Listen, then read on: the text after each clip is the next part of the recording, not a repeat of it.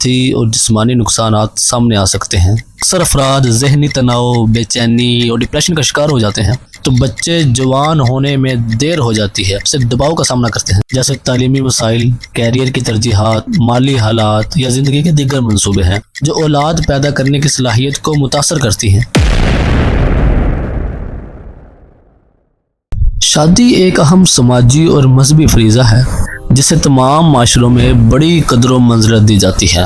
اسلام میں بھی شادی کو نصف ایمان کا حصہ قرار دیا گیا ہے۔ تاہم موجودہ دور میں شادی کی عمر میں تاخیر کا رجحان بڑھتا جا رہا ہے، جس کے مختلف عوامل ہیں، جیسے تعلیمی مسائل، کیریئر کی ترجیحات، مالی حالات یا زندگی کے دیگر منصوبے ہیں۔ لیکن تاخیر سے شادی کرنے کے نتیجے میں کئی سماجی، نفسیاتی اور جسمانی نقصانات سامنے آ سکتے ہیں۔ شادی کی عمر بڑھنے کے ساتھ سماج کی طرف سے دباؤ بڑھ جاتا ہے، اور خاص طور پر خواتین کو اس معاملے میں زیادہ تنقید کا سامنا کرنا پڑتا ہے۔ یہ دباؤ تنہائی کے احساس کو جنم دیتا ہے اور بعض اوقات نفسیانی مسائل کا بھی سبب بن سکتا ہے۔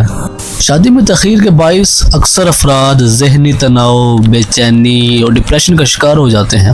دیر سے شادی کرنے والے افراد کو اکثر اپنے ہم عمر شادی شدہ افراد سے موازنہ کا سامنا کرنا پڑتا ہے، جس کی وجہ سے احساس کمتری پیدا ہو سکتی ہے۔ عمر بڑھنے کے ساتھ ساتھ مرد اور خواتین دونوں میں جسمانی تبدیلیاں آتی ہیں جو اولاد پیدا کرنے کی صلاحیت کو متاثر کرتی ہیں۔ خواتین میں حیض کا نظام غیر متوازن ہو سکتا ہے، جبکہ مردوں میں اسپرم کی کوالٹی متاثر ہو سکتی ہے، جس سے بانجھ پن کا خطرہ بڑھ جاتا ہے۔ زیادہ عمر میں شادی کرنے والے افراد اکثر اپنی زندگی کی عادات اور ترجیحات میں پختگی پا چکے ہوتے ہیں۔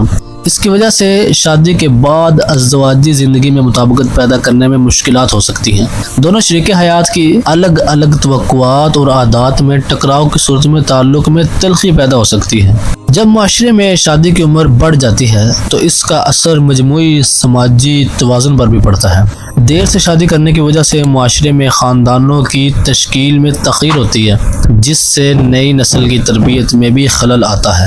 دیر سے شادی کرنے والے افراد اکثر اپنے خاندان والوں کی طرف سے دباؤ کا سامنا کرتے ہیں۔ خاص طور پر والدین اپنی اولاد کی شادی نہ ہونے پر پریشان ہوتے ہیں، جس کا اثر ان کے تعلقات پر بھی پڑ سکتا ہے۔ دیر سے شادی کرنے کے نتیجے میں کچھ افراد اپنے بڑھاپے میں مالیاتی دباؤ کا شکار ہو سکتے ہیں۔ جب ایک فرد زیادہ عمر میں شادی کرتا ہے تو بچے جوان ہونے میں دیر ہو جاتی ہے، جس کا مطلب ہے کہ ان کے تعلیمی اور دیگر اخراجات زندگی کے آخری حصے میں بھی جاری رہتے ہیں۔ جناب والا، شادی کو بلا وجہ تاخیر کا شکار کرنا نہ صرف فرد کی ذاتی زندگی کو متاثر کرتا ہے، بلکہ اس کے سماجی، نفسیاتی اور جسمانی پہلو پر بھی منفی اثرات مرتب ہوتے ہیں۔ اس لیے ضروری ہے کہ شادی کے فیصلے کو وقت پر کیا جائے تاکہ فرد اور معاشرہ دونوں اس کے مثبت نتائج سے مستفید ہو سکیں۔